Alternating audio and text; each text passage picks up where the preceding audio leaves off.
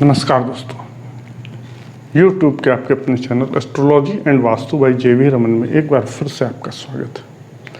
आज मैं आपको बताने जा रहा हूँ एक बहुत ही महत्वपूर्ण टॉपिक जिस पर मैं आज आपको विशेष चर्चा करूँगा। आज का टॉपिक है काल सर्प दोष। क्या है? क्या वाकई इससे डरने की ज़रूरत है? क्या ये शुभ फल देते हैं? क्या ये अशुभ फल देते हैं? कितने तरह का काल सर्प दोष होता है? इनके प्रभाव क्या है? उपाय क्या है? इन सबों के बारे में मैं विस्तार से आपको बताऊंगा। लेकिन एक चीज और जान लीजिए कि इससे डरने की जरूरत नहीं है, क्योंकि कुछ महान हस्तियां, लता मंगेशकर, सचिन तेंदुलकर, इंडिया का भी जो नक्शा कुंडली है, जवाहरलाल नेहरू की कुंडली, ये सब महान आदमी, इनको भी काल सर्प दोष था। इसलिए डरने की जरूरत नहीं है। इसलिए मैं पहले ही आपको बता दी कि ये डरने की जरूरत नहीं है। इससे सीखिए क्या कहता है काल सर्प दोष, जानिए। लेकिन इस वीडियो को आगे देखने से पहले मेरा आपसे एक बार निवेदन है कि आप हमारे चैनल को जल्द से जल्द सब्सक्राइब कर लें। सब्सक्राइब का बटन आपका नीचे आ रहा होगा, स्क्रीन पे देख रहे होंगे सब्सक्राइब का बटन है, उसी के नीचे आपका सब्सक्राइब का लाल रंग का उसी तरह सब्सक्राइब का बटन आ रहा है। उसको जैसे आप दाबते हैं तो बगल में उसके एक बेल आइकॉन आ जाएगा, घंटी का बटन, उसको आप दाबिए और उसमें ऑल दाब दीजिए ताकि इस तरह के वीडियो का नोटिफिकेशन आप तक पहुँचता रहे। और अगर ये वीडियो आपको पसंद आएगा तो लाइक कर दीजिए, ना ही पसंद आए तो डिसलाइक कर दीजिए। अब चलिए आगे बढ़ते हैं। काल सर्प दोष क्या है? आपको हर चीज स्क्रीन पे भी दिखेगा। देखिए, राहु और केतु हमेशा एक दूसरे से 180 डिग्री के अंतर पर रहता है, पूरा पूरी। तो ये दो भाग में कुंडली को बांट रहा है, हॉरोस्कोप को, जन्म कुंडली को देखिएगा तो दो पार्ट में, एक साइड इधर हो गया, एक साइड उधर हो गया। अगर राहु और केतु को छोड़ के बाकी 7 ग्रह होते हैं, सूर्य, चंद्रमा, मंगल, बुध, बृहस्पति, शुक्र, शनि, ये 7 तो कोई भी एक साइड आ जाए, ये पहला साइड आ जाए या दूसरा साइड आ जाए, तो इसको काल सर्प दोष कहते हैं। लेकिन एक चीज और जानना जरूरी है कि मान लीजिए राहु है, राहु 23 डिग्री पे, और राहु के साथ मान लीजिए कोई ग्रह मंगल बैठा हुआ है और मंगल 22 डिग्री पे, तो और बाकी सब ग्रह 23 डिग्री के इधर है, तो काल सर्प दोष नहीं लगेगा, क्योंकि ये एक साइड जो होता है इसके उधर हो गया।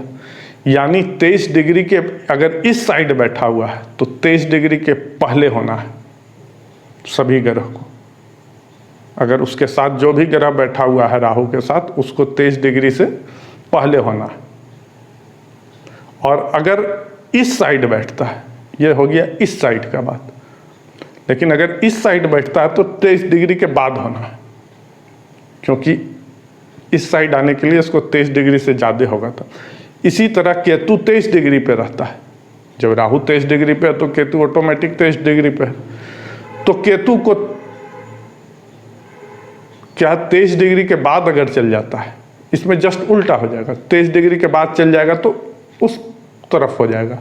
और अगर सभी ग्रह उस तरफ हैं 23 डिग्री के बाद होना, और अगर सभी ग्रह इस साइड है तो 23 डिग्री से पहले होना है, क्योंकि वो 180 डिग्री का जो ऐसे साइकिल हुआ इसी के अंदर रहना है। अगर बाहर हो जाता है उधर साइकिल में तो फिर काल सर्प दोष नहीं लगेगा। यही एक महत्वपूर्ण जानकारी है। लोग देखते हैं कि नहीं, राहु और केतु के साथ भी ग्रह बैठा हुआ है तो काल सर्प दोष हो गया। ऐसा नहीं। राहु से अगर इस साइड है और बाकी ग्रह इस साइड बैठे हुए तो उसके डिग्री को भी देखना है। ये चीज़ जरूर देख लीजिए, तभी काल सर्प दोष का आप परिभाषा बता सकते हैं। और एक चीज़ ध्यान रखिए, ये काल सर्प दोष जो है ऐसा नहीं है कि एक दिन में ख़त्म हो जाएगा। मान लीजिए चंद्रमा ही एक ऐसा ग्रह है जो कि ये 6 घर अगर चालू होता है तो ये 6 घर को बीतने में उसको 15 दिन लगता है। तो 14 दिन तक तो काल सर्प दोष रहेगा, लेकिन फिर घूम के 14 दिन बाद या 15 दिन बाद फिर वहीं आ जाएगा, फिर काल सर्प दोष चालू हो जाएगा, क्योंकि बाकी जो ग्रह है इसको बहुत टाइम लगता है।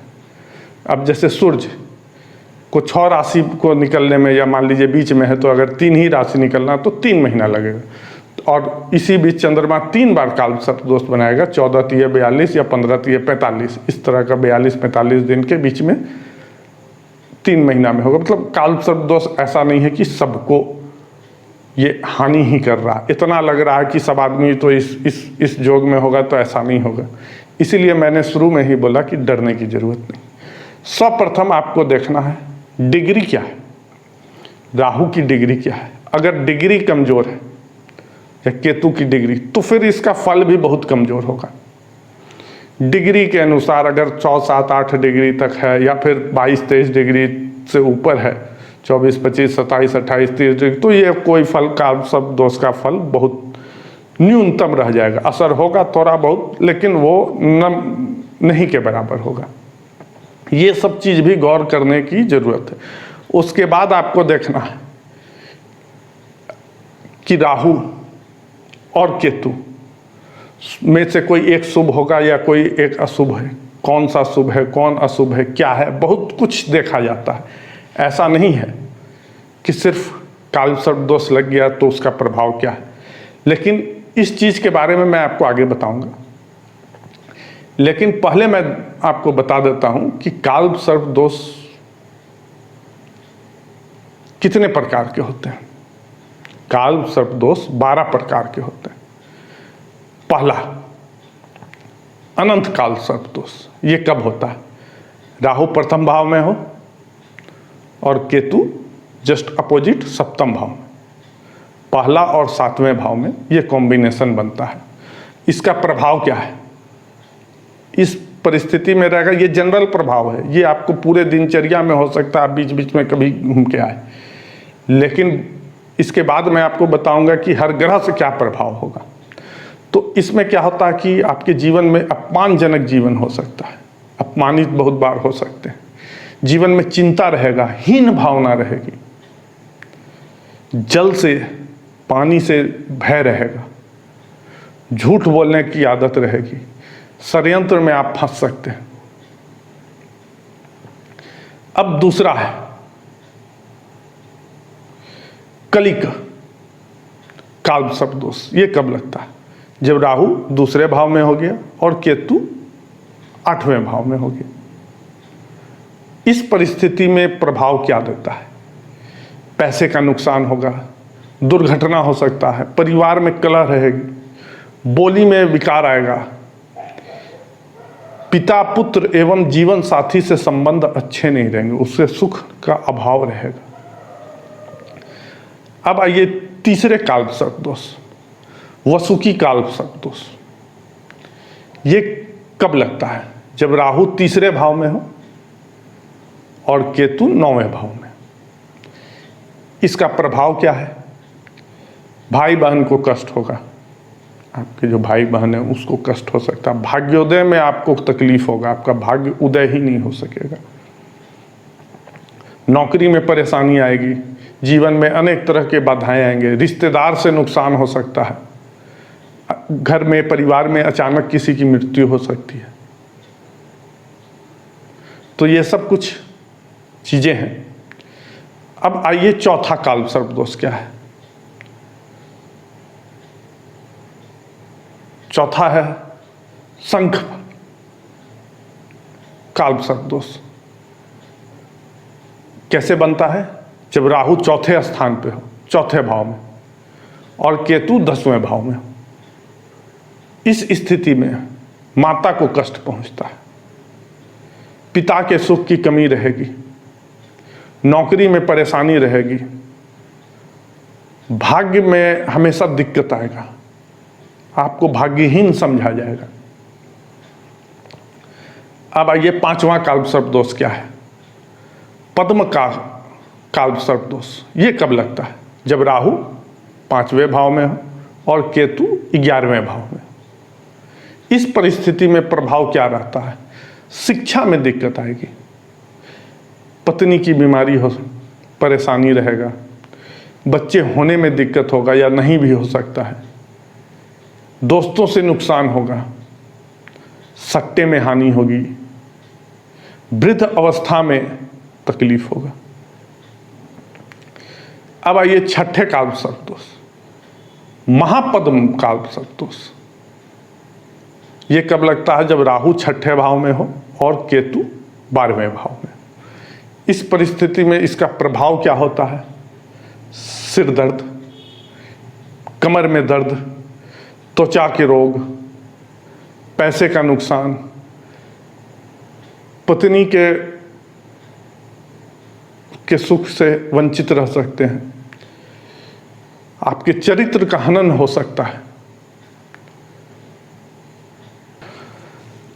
7वां कालसर्प दोष क्या है? तक्षक कालसर्प दोष। ये कब लगता है? जब राहु 7वें भाव में हो और केतु पहले भाव में आ जाए।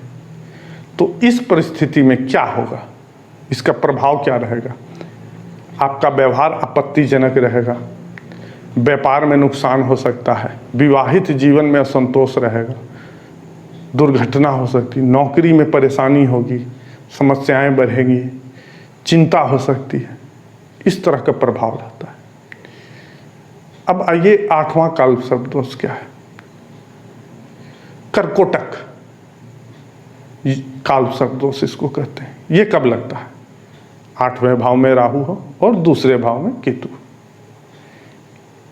इस स्थिति में आपको पूर्वजों की अपनी पैतृक संपत्ति का नुकसान हो सकता है, यौन संबंधी रोग हो सकता है, दिल का दौरा पड़ सकता है, परिवार में विवाद हो सकता है, जहरीलो चीज से आपको नुकसान हो सकता है, अपमान का भी सामना करना पड़ सकता है। तो ये सब चीजें हैं। अब देखते हैं 9वां कालसर्प दोष क्या है? संक्यूट कालसर्प दोष। ये कब बनता है? जब 9वें भाव में राहु होगा और केतु 3रे भाव में होगा। इस परिस्थिति में क्या प्रभाव होता है जानते हैं। जीवन में कई उतार चढ़ाव होंगे, आपको सफलता मिलने में बहुत कठिनाई हो सकती है, प्रगति में रुकावट आएगा, भाग्य आपको उतना नहीं देगा जितना आपको मिलना चाहिए, पिता और भाई बहनों से भी संबंध अच्छा नहीं रहेगा और आपके जीवन में तनाव रहेगा, नकारात्मक सोच रहेगी। और अगर आप कुछ वैसा कर देते हैं तो आपका नाम भी बदनाम हो सकता है। तो सावधानी यहां बरतने की जरूरत है, बोली में संयम रखनी होगी। अब आइए 10वां कालसर्प दोष जानते हैं क्या है? घातक कालसर्प दोष। ये कब बनता है? जब राहु 10वें भाव में और केतु 4थे भाव में। नौकरी में परेशानी होगी, पदोन्नति में परेशानी हो सकती है, अचानक आपके जीवन में उतार चढ़ाव आ सकता है, कर्ज और बुरी आदतों से आपके जीवन में बहुत परेशानी बढ़ सकती है।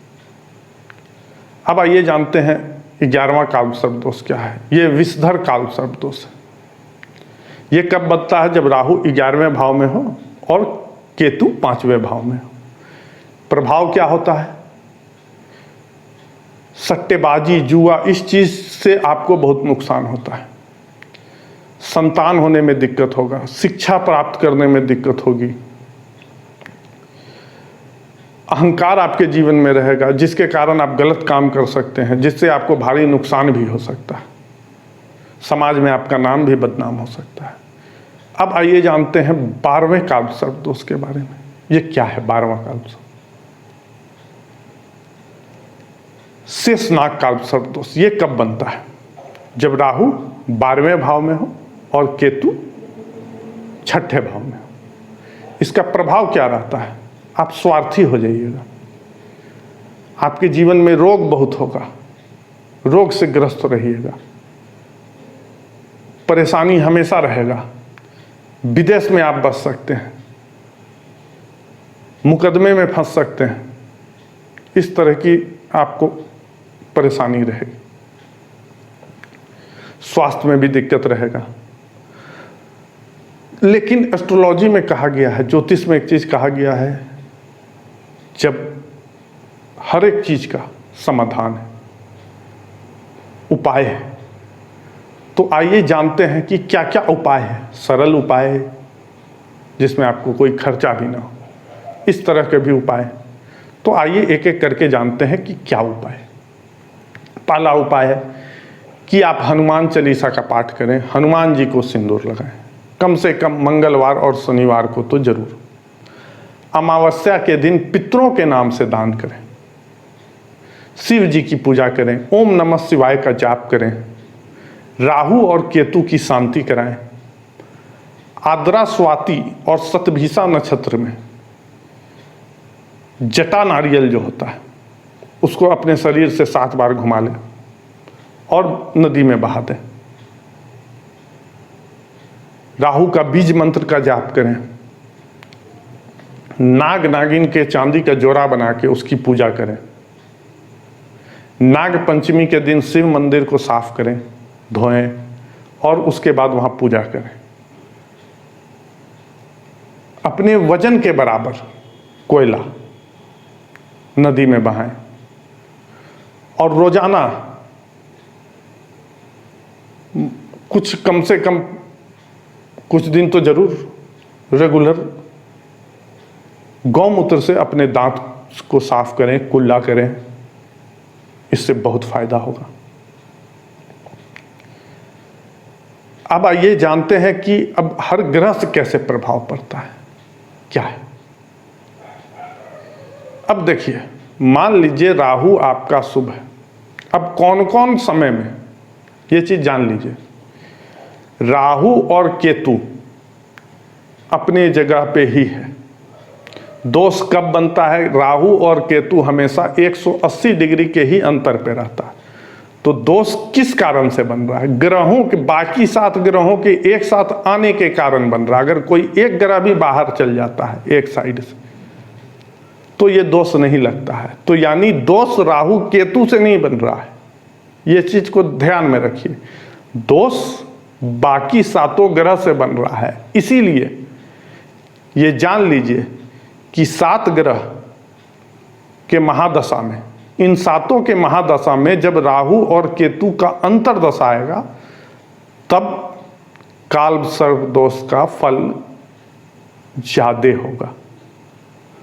ये चीज जान लीजिए। जब ये 7 ग्रह सूर्य, चंद्रमा, मंगल, बुध, बृहस्पति, शुक्र, शनि की महादशा में राहु और केतु की अंतर्दशा आएगी तभी फल मिलेगा। और अगर राहु और केतु शुभ है तो फिर उसके अंतर्दशा में खराब फल नहीं मिलेगा। ये चीज जान लीजिए। और बाकी ग्रह, अब मान लीजिए इस समय में अगर कोई ग्रह खराब हो रहा है तो उपाय क्या करिएगा? ये तो आपको दिनचर्या का उपाय हो गया। लेकिन उस समय उस ग्रह, मान लीजिए सूर्य से बन रहा है या मंगल से बन रहा है, तो उस ग्रह का आपको उपाय करना होगा। इसके बारे में मैं आपको बता चुका हूं पहले भी। आप प्लेलिस्ट में जाइए और देखिए ग्रहों के उपाय, उसी में से कोई उपाय आप कर लीजिए। जिस ग्रह का है उस ग्रह के प्रभाव का जो उपाय होगा, जो आपको सरल लगता हो, जिसमें आपको खर्च कम लगता हो, जैसी आपकी क्षमता हो, उस तरह से उपाय करें। अब देखिए, ये शुभ फल भी देता है। अब मान लीजिए इस पीरियड में अगर आपको राहु अच्छा है, एक तो खराब जरूर होगा, जब राहु अच्छा तो केतु खराब होगा। तो देखिए 14 महादशा अंतर्दशा आएगा इस तरह का, टोटल 81 होता है। तो इसमें बहुत कम होगा तो 7 में तो आपको प्रभाव मिलेगा ही। अब प्रभाव कितना होगा ये डिग्री पे भी अंतर करता है। अगर डिग्री कमज़ोर है, फल देने की उसमें क्षमता नहीं है, तो फिर असर नहीं होगा। ये सब चीज़ भी जानना बहुत ज़रूरी है। ऐसा नहीं है, इसीलिए मैंने आपको शुरू में ही बताया था, बहुत आदमी महान लोगों के बारे में आपको बताया था जिनका कालसर्प दोष है, और भी बहुत लोग। और मैं पहले भी ये चीज़ बता चुका हूँ कि कालसर्प दोष ऐसा नहीं है कि 1 घंटा के लिए लग रहा है, जब लगेगा तो 15 दिन, फिर रुक जाएगा, फिर 15 दिन, तो 15 दिन में जो लोग पैदा होंगे सबको ये खराब असर करेगा, ऐसा भी नहीं। यही एक चीज़ है जिसको जानना बहुत ज़रूरी है। तो मुझे उम्मीद है कि आप लोग को ये वीडियो पसंद आया होगा और आप लोग समझ भी गए होंगे। अगर आप लोग को ये वीडियो पसंद आया हो तो ज़्यादा से ज़्यादा शेयर करें और लाइक करना ना भूलें, और इस वीडियो को अंत तक देखने के लिए आपका बहुत बहुत धन्यवाद।